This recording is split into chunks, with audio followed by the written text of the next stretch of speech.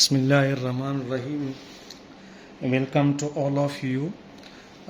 Here we are going to solve the English portion, especially English portion of today's paper, which has been held by SPSC of Municipal Officer on 29th of May 2023. Here are 10 questions of English. I have a question paper that is type D, that is of type D, and here from the first question till 10th of the questions, all the questions they belong to English. Some of them they belong to grammar, word classes, lexical categories or parts of speech, and other are given here. Others of them are given here as from idiomatic structures, etc. that we are going to explain here before all of you. The first question which has been given, and पहिरों जेको question in में ॾिनो वियो आहे त उहो parts of speech में आहे. तव्हां वटि जेकॾहिं पेपर आहे त paper you will have to put the paper before you, in front of you, then you will have to find out which should be the correct option among all which have been given in the paper.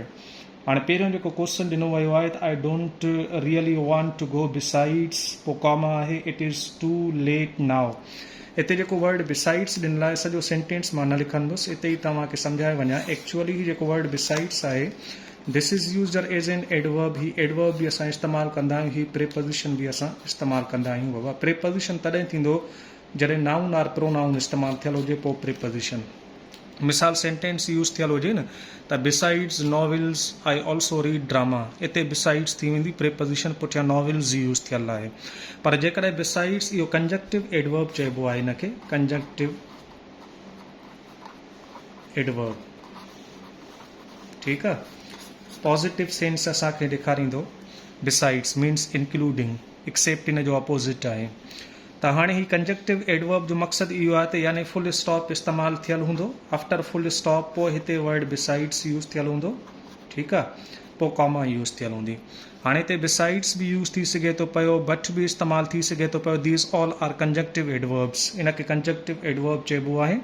या apart from बि थी सघे थो पियो, two an extent थी सघे थो पियो, इन एडिशन टू दिस थी सघे थो पियो. ठीकु आहे. इहे जेके बि वर्ड्स यूज़ थियनि था पिया, इनखे इंग्लिश लैंग्वेज में कोहेसिव डिवाइसिस भी चइबो आहे. Cohesive devices. Cohesive means Baba they are uniting or they are supporting the previous statement. पोइ सेंटेंस खे सपोर्ट कंदो, उनखे अॻियां वधाईंदो. इन जे करे इनखे कोहेसिव डिवाइसिस बि चवंदा आहियूं, कंजक्टिव एडवर्ब बि चवंदा आहियूं. जॾहिं फुल स्टॉप यूज़ थी वञे ऐं बाद में अहिड़ा वर्ड्स जेके तव्हांखे मां ॿुधायुसि ऐं बाद में कॉमा यूज़ थियल हुजे, this will not be used as preposition but this will be used as an adverb. हाणे हिते जेके ऑप्शन्स ॾिना विया आहिनि मां रिपीट कयां थो पियो. I am going to tell you here the first one. A में प्रीपोजिशन आहे, बी में एडवर्ब आहे. हाणे जेको करेक्ट ऑप्शन थी वेंदो इट विल बी बी. इहो ऑप्शन बी थी वेंदो जेको इस्तेमालु थियल आहे, ऐं इहो that will be correct option of question first question. And second question is given. Second जेको क्वेश्चन ॾिनो वियो आहे त these figures don't bode well. हाणे बोर्ड जो हिते मक़सदु आहे हिकिड़ो त मिसाल तौर ते अबोर्ड वर्ड आहे, उहो वरी अलॻि आहे. अबाइड वर्ड आहे, उहो वरी अलॻि आहे. हिते ही जेको वर्ड बोर्ड यूज़ थियल आहे, हिन जो मक़सदु आहे AUGUR. Augur will be its meaning, portend will be its meaning, predict will be its meaning. ठीकु आहे. ऐं prophecy will be its meaning.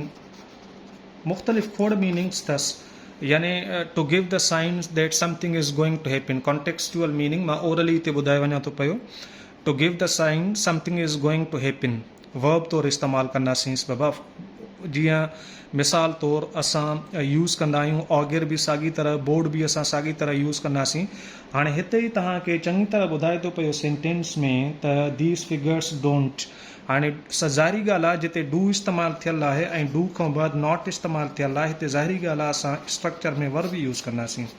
If you know some of the syntactical structures, you can automatically understand what will it be, what is the placement of this word here in sentence. त हिते जेको असां helping verb खां बाद इस्तेमालु कंदा आहियूं उहो वर्ब यूज़ कंदा आहियूं. Here the word bode is used as verb. इन जे करे ही वर्ब इस्तेमालु थियल आहे, मीनिंग ही थी वेंदसि जंहिंखे असां सिंधी में चऊं अक थी करणु बाबा. ठीकु आहे।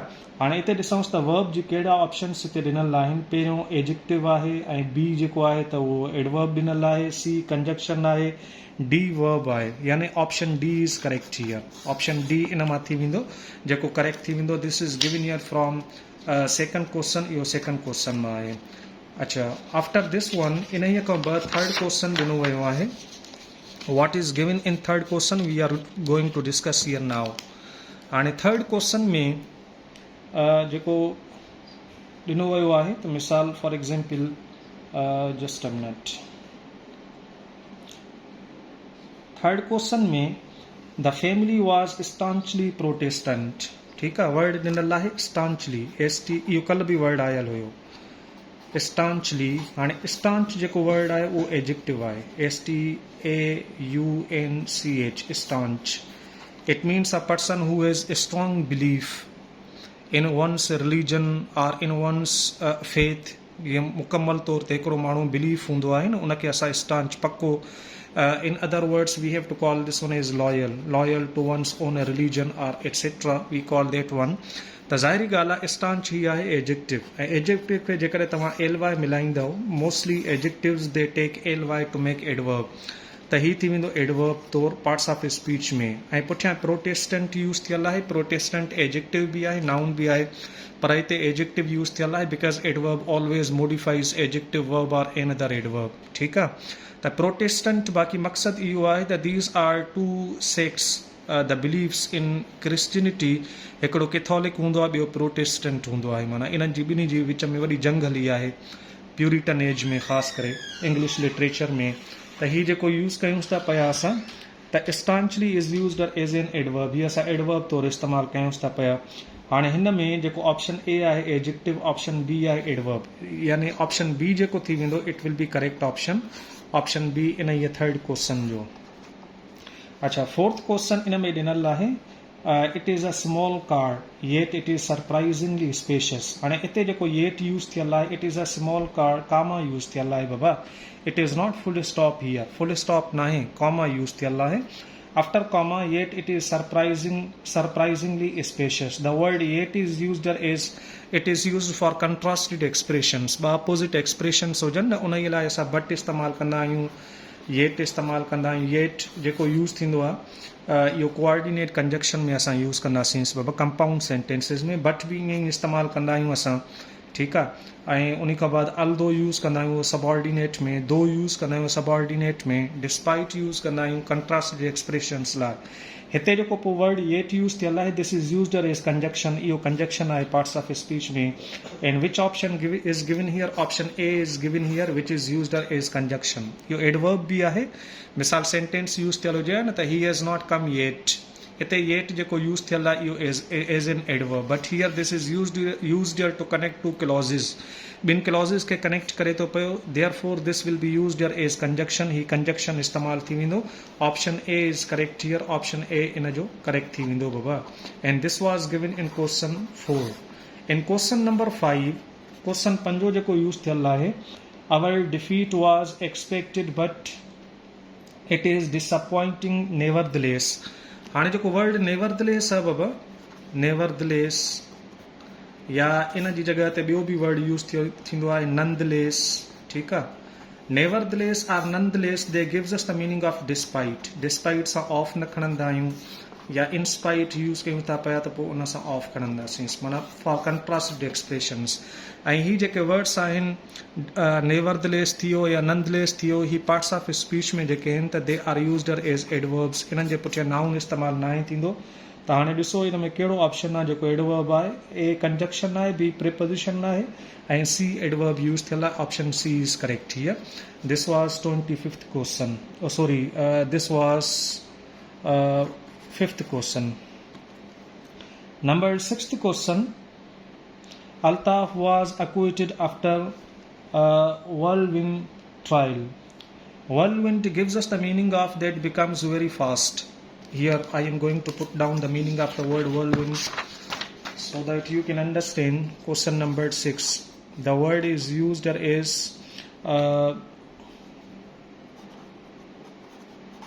whirlwind. It means to become very fast. हिते ऑलरेडी फास्ट मीनिंग लिखियल अथसि पोइ हिन जो असांखे अपोज़िट ॻोल्हणो आहे हाणे मीनिंग जेका निकिरे थी पई टू बिकम वेरी फास्ट ज़ाहिरी ॻाल्हि आहे जेको पोइ अपोज़िट निकिरंदुसि it means to become very slow इन जो अपोज़िट निकिरंदो हाणे स्लो हिते कहिड़ा ऑप्शन्स ॾिनल आहिनि उन में असां ॾिसूं था पिया त स्लो किथे यूज़ थियल आहे पहिरियों ए आहे वेरी सून ऐं जेको बी यूज़ थियल आहे उहो यूज़ थियल आहे very slow it means option B will be correct here question number 7 ऐं 7 में जेको ॾिनो वियो आहे बाबा the diurnal rotation of the earth is regular हाणे ही त सौ सिधो लिखियो पियो आहे DIRUNAL ठीकु आहे sorry DIURNAL diurnal means that happens during day ॾींहं वारो जेके असां चऊं न जेको ॾींहं जो थिए अपोज़िट इन जो थी वियो दैट हैपन्स ड्यूरिंग नाइट इहो वन वर्ड सब्स्टिट्यूट बि आहे त पोइ इन लाइ असां जेको वर्ड यूज़ कंदा आहियूं we always use nocturnal NOCTURNAL nocturnal which word is used here that is used here is nocturnal that is option A इस्तेमाल थियल आहे जेको इन जो अपोज़िट थी वेंदुसि क्वेश्चन नंबर 8 आहे बाबा हिज हेल्थ डीजनरेटेड क्वेश्चन नंबर 8 में हाणे डीजनरेटेड जेको यूज़ थियल आहे it means that becomes very slowly degenerated it means that becomes very words जेको ख़राब थी वञे क्विकली ठीकु आहे इन जो जेको अपोज़िट थी वेंदो degenerated that will be used as improved थी वेंदो या मिसाल तौर ते डेवलप्ड थी वेंदो हाणे हिते जेकॾहिं असां वर्ड इन जो ॾिसूंसि बाबा त इनएक्सपर्ट अक्यूट जो मक़सदु इहो आहे त दैट बिकम्स वेरी क्विकली जेको जल्दी में थी वञे पर नेगेटिव सेंस में असां यूज़ कंदा आहियूं हूअं त माइंड लाइ बि यूज़ कंदा आहियूं अक्यूट माइंड पोइ मुंहिंजे ख़्याल में हिते जेको option C I am not yet totally confirmed but I guess option C will be correct here option C इन जो थी वेंदुसि मिसाल तौर ते उहो यूज़ थियल आहे active that will be the opposite word of degenerated जो अपोज़िट वर्ड छाकाणि त हिन जो मीनिंग डेवलप्ड सां मिले थी पई माना अच्छा क्वेश्चन नंबर 9 आहे they manage to leave without any of us realized very important question this is हाणे हिन में जेको यूज़ थियल आहे सेंटेंस में going to tell you in brief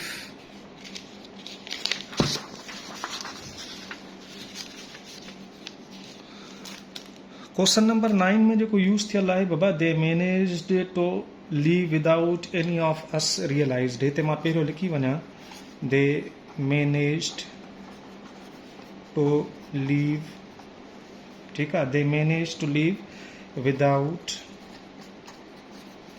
any of us realized ही सेंटेंस आहे हिन में एरर तव्हांखे फाइंड आउट करणी आहे हाणे हिन में जेको ऑप्शन ए मैनेज ते ॾिनल आहे ऑप्शन बी लीव ते ॾिनल आहे ऑप्शन सी जेको ॾिनल आहे त उहो यूज़ थियल आहे विदाउट ते ऑप्शन डी ॾिनल आहे रियलाइज्ड ते हाणे हिन में जेको एरर आहे सेंटेंस में it will be used as realized उहा रियलाइज्ड जी आहे छो आहे रियलाइज्ड जी बाबा हिते ॾिसो ही प्रीपोजिशन यूज़ थियल आहे पोइ नाउन या प्रोनाउन आहे अगरि जेकॾहिं किथे बि प्रीपोजिशन इस्तेमालु थियल हुजे न that always follows noun or pronoun ही नाउन या प्रोनाउन यूज़ थियल आहे पर उन जे बावजूद बि जेकॾहिं ही मिसाल तौर ते this is used as ellipsis इस्तेमालु थियल आहे बाबा they manage to leave without any of realizing ईअं बि सही आहे एनी ऑफ अस इस्तेमालु कयो था पिया तॾहिं बि सही आहे पोइ हिते रियलाइज़्ड इस्तेमालु न कंदासीं after preposition we always use noun and here this is used as verb use थियल आहे how can we change it into noun we will be changing it into gerund असां जेरंड में change कंदासीं verbal noun में त रियलाइज़्ड खे असां change कंदासीं रियलाइज़िंग हिन में चेंज कंदासीं माना this will be correct option here and this was question number 9 ही क्वेश्चन नंबर 9 तव्हांखे ॾिनो वियो क्वेश्चन नंबर 10 जेको आख़िर में ॾिनल आहे त here last but not the least I would like to thank all of you हाणे इन में चए थो एरर कहिड़ी आहे हाणे असुल में इन में हिते जेको सेंटेंस में ॾिनल आहे last but not the least हीअं ॾिनल आहे बाबा हाणे हिकिड़ो ऑप्शन आहे ए हिते लास्ट ते ॾिनल आहे बी ऑप्शन ॾिनल आहे द ते ठीकु आहे ऐं सी ऑप्शन ॾिनल आहे सॼो नथा लिखूं वुड लाइक ते ॾिनल आहे आख़िर में डी ऑप्शन ॾिनल आहे ऑल ऑफ यू हाणे ही फ्रेज़ आहे last but not the least पर ही जेको फ्रेज़ यूज़ थियल आहे दिस इज़ इनकरेक्ट फ्रेज़। पोइ इन में एरर कहिड़ी आहे, if you go through dictionary U can find out this exactly the phrase. हाणे हिते जेको फ्रेज़ में एरर आहे उहा हिन द जी आहे, द इस्तेमालु न कंदासीं। सी फ्रेज़ आहे बाबा हिकिड़ो ग्रेमेटिकली स्ट्रक्चर न आहे। Last but not least without the we have to use this kind of the phrase. असां द खां सवाइ ही फ्रेज़ यूज़ कंदासीं, इन जे करे द एरर थी वेंदी। And this is option B which is given here as error in sentence. त इहे 10 क्वेश्चन्स हुआ जेके ब्रीफली मूं अव्हां जे अॻियां एक्सप्लेन कया। उमेद आहे तव्हांखे ही सम्झ में अची विया हूंदा। इजाज़त ॾींदा इल्ताफ़ खे। अल्लाह हाफ़िज़।